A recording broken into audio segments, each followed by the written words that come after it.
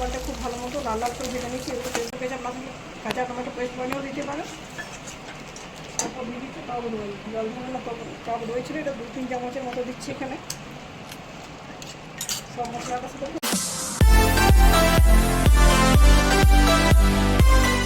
নমস্কার বন্ধুরা, আমার চ্যানেলে আপনাদের সবাইকে আমি স্বাগত জানাচ্ছি। একটু মাছ রান্নার রেসিপির সাথে আজকে আমি মাছ রান্না করবো বলতে আজকে করবো কাতলা মাছের কালিয়া। কাতলা মাছের কালিয়া বানানোর জন্য এখানে দেখুন এই যে গাদা পিস 3টে আছে, 2টো পেটি, 5টা পিস মাছ নিয়েছি। আর যেগুলো লাগছে দেখুন এখানে একটু টক দই, মশলার মধ্যে আছে জিরে গুঁড়ো, ধনে গুঁড়ো, হলুদ গুঁড়ো, লাল লঙ্কার গুঁড়ো, এটা কালারের জন্য। আর এখানে একটা পেঁয়াজ, 8-10 কোয়া রসুন, 1 ইঞ্চি পরিমাণ আদা, আর 4-5টা কাঁচা লঙ্কা নিয়েছি মশলা বানাবো। তো প্রথমে মাছটাকে আমি লবণ আর হলুদ মাখিয়ে নিচ্ছি, তার সাথে দিচ্ছি একটু লাল লঙ্কার গুঁড়ো।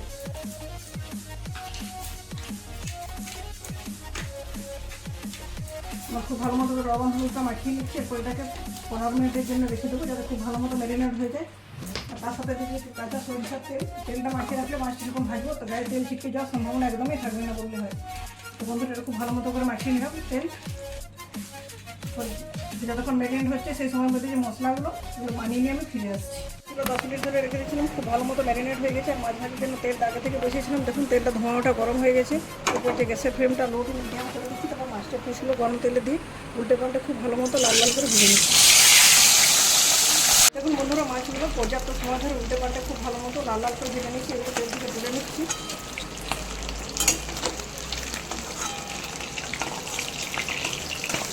মাছগুলো তেল থেকে তুলে নিয়েছি, ওই তেলে বাকি রান্নাটা করবো। তেলের মধ্যে দিচ্ছি একটা তেজপাতা, একটা শুকনো লঙ্কার ফোড়ন, আর কিছুটা কালো জিরে। ফোড়নটা ভেজে নিচ্ছি।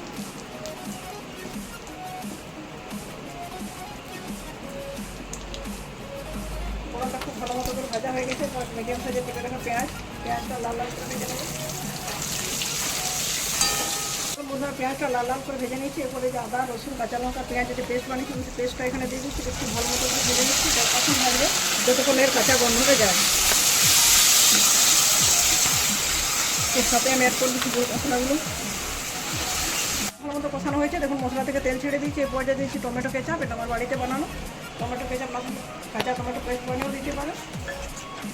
তারপর দিয়ে দিচ্ছি টক দই, জল টক দই ছিল, এটা 2-3 চামচের মতো দিচ্ছি এখানে। মশলাটার সাথে খুব ভালো মতো আরেকবার কষিয়ে নিচ্ছি। দই আর টমেটো সস মশলার সাথে দেওয়ার পর খুব ভালো মতো কষিয়ে নিয়ে 1/2 কাপের মতো জল দিয়ে দিয়েছিলাম। জল দেওয়ার পর খুব ভালো মতো করে গ্রেভিটা ফুটিয়ে নিয়েছি। দেখুন আর ফোটনটা দিয়েছি, ভেজে রাখা মাছগুলো আস্তে আস্তে এখানে দিয়ে দিচ্ছি। উপর থেকে ছড়িয়ে দিচ্ছি গরম মশলার গুঁড়ো, আর দিয়ে দিচ্ছি কিছু ঘি। গ্যাসের ফ্লেমটা অফ করে দিয়ে দিচ্ছি উপর থেকে কসুরি মেথি। আপনার কসুরি মেথি না থাকলে ধনে পাতাও দিতে পারেন। উপরে 5 মিনিট ঢেকে দিচ্ছি, ফিরে আসছি 5 মিনিট পর। দেখুন বন্ধুরা, ফিরে এলাম 5 মিনিট পর। এটা সার্ভ করছি একটা প্লেটে। দেখুন কি দুর্দান্ত লাগবে দেখতে।